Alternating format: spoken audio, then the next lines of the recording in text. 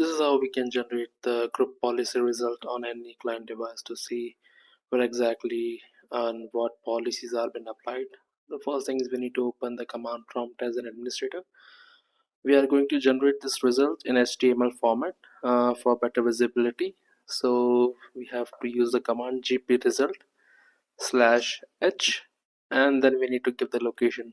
So I want to install it or create it on C drive. C drive : the report name .html.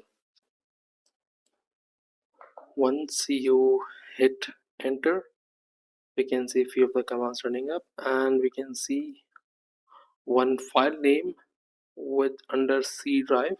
The location which we have given should be there. Now this file you need to open on any browser for better visibility, and we can see what exactly has been applied on this client device, what policies, and you can see, let me show you for an example that which WSS it is redirected. Allow me 1 minute. It should be under settings. No,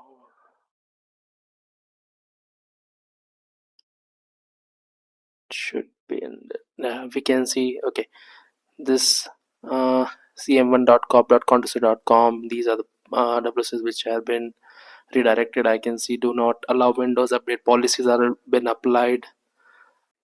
Thank you so much for watching. Have a good day.